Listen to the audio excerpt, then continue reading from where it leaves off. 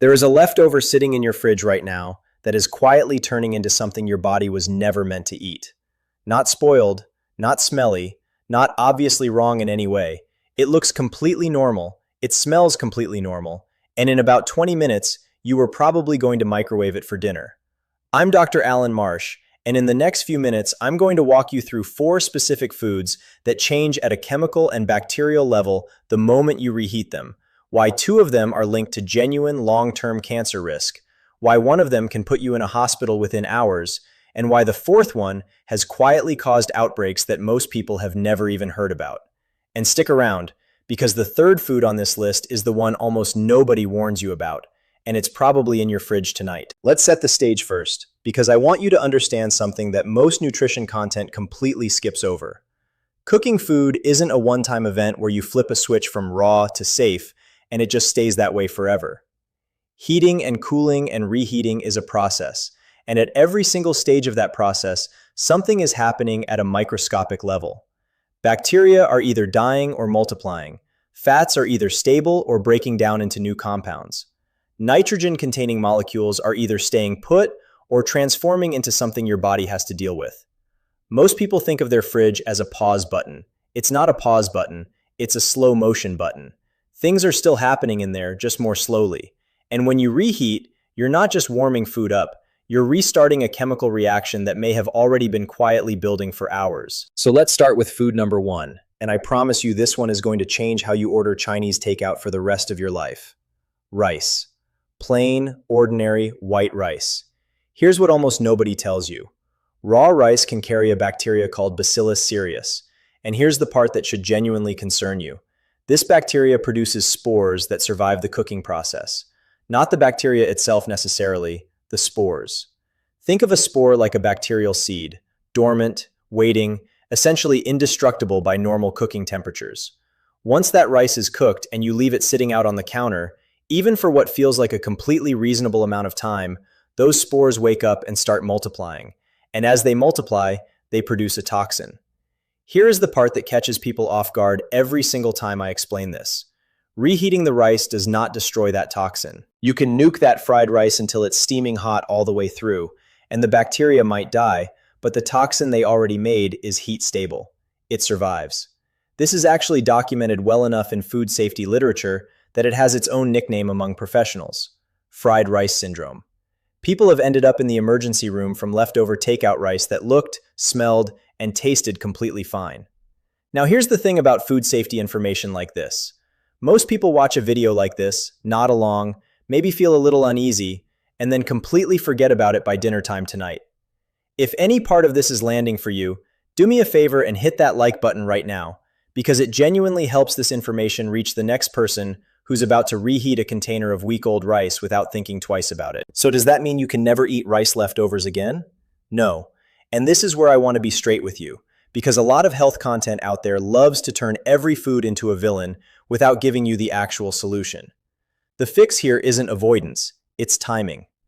If you cook rice and get it into the fridge within about 2 hours, in a shallow container so it cools quickly, rather than sitting in one giant clump retaining heat, the spore to toxin window mostly closes before it ever opens.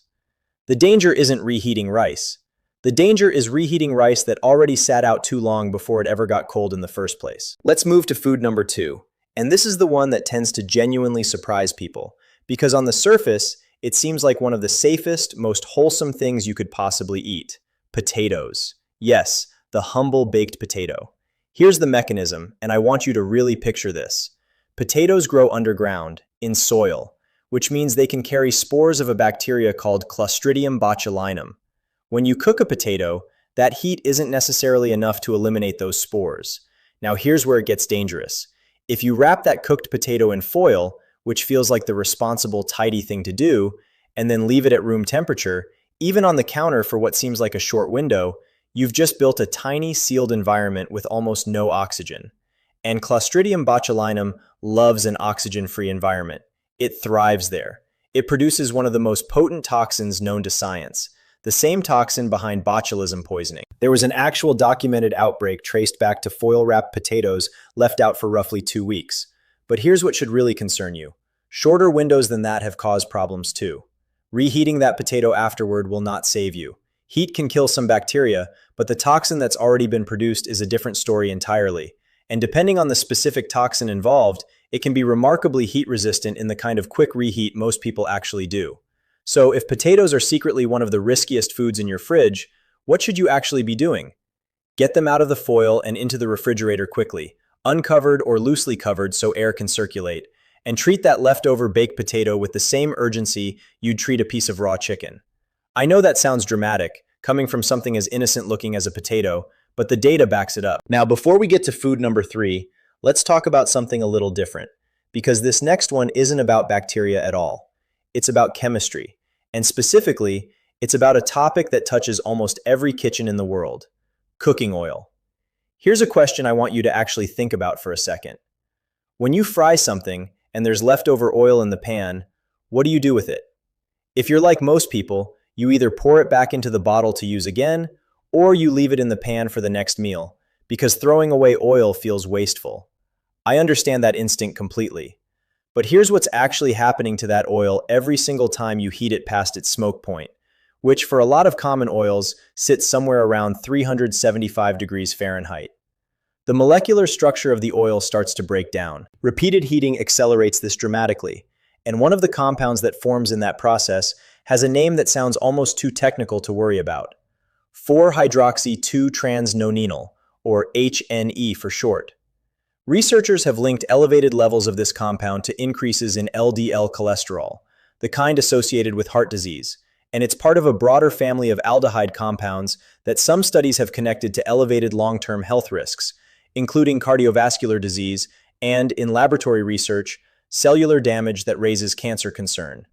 This is a topic that's still actively being studied, so I want to be honest with you that the picture on humans isn't as fully mapped out as the picture on rice and potatoes, which is really more of a settled food safety issue.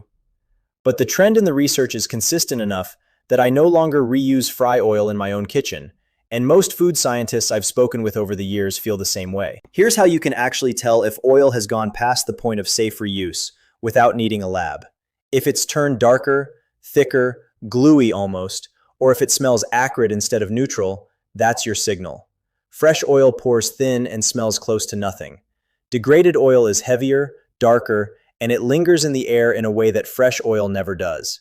If you notice that, it's time to let it go, no matter how wasteful it feels in the moment. Now we arrive at food number 3, the one I told you at the very beginning almost nobody talks about, and I think you're going to want to pay close attention here, because this affects one of the healthiest categories of food that exists: leafy greens. Spinach specifically, but this extends to celery, beets, and a handful of other vegetables that are naturally high in a compound called nitrate.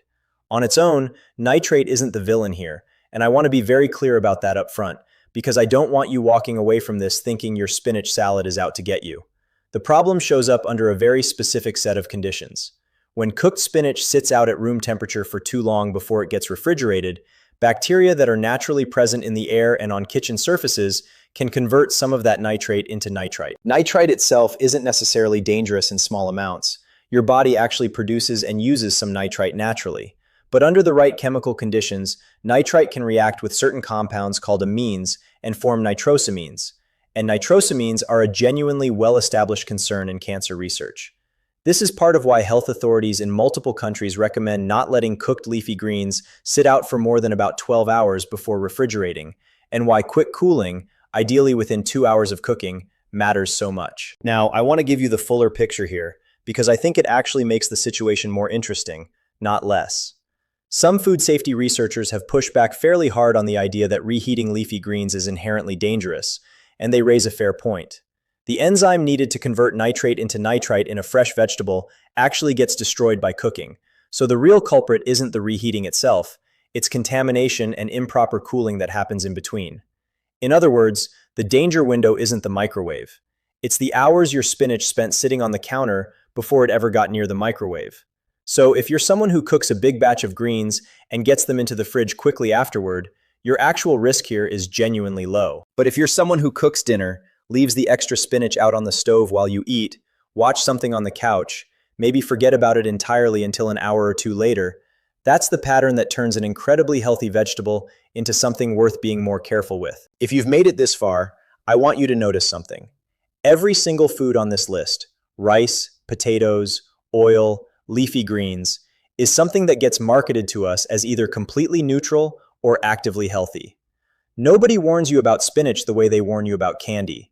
And that's exactly why this information matters so much.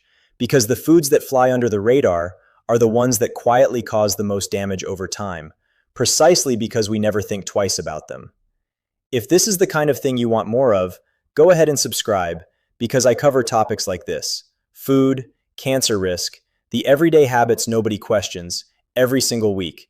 And I promise you, this won't be the last time something you thought was harmless turns out to have a lot more going on underneath the surface. So let's bring this all together, because I know that's a lot of information, and I want you to walk away from this with something you can actually use tonight, not just something that made you a little more anxious about your fridge. Rice is dangerous when it sits out too long before refrigeration, not because of reheating itself, but because of a heat-resistant toxin that can form in that window. Potatoes are dangerous specifically when they're wrapped tightly, especially in foil, and left at room temperature, because that creates the perfect oxygen-free environment for one of the most potent toxins in existence. Reused cooking oil breaks down chemically with every heating cycle, and the compounds that form have been connected to both heart and long-term cellular health concerns. And leafy greens like spinach carry a real but very manageable risk that almost entirely comes down to how quickly you get them cold after cooking, not whether you reheat them later. Here's the pattern underneath all four of these, and I think this is honestly the most important thing in this entire video. It's never really about the reheating. Reheating gets blamed because it's the visible, final step, the thing you're doing right before you eat. But in almost every case, the real danger was built in the hours before that, in the gap between cooking and refrigeration.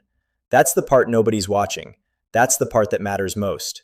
And if this changed the way you're going to think about your fridge tonight, I've got another video that takes this even further, into the everyday kitchen habits that are quietly working against your health in ways you'd never expect. And I think you're going to want to watch that one next.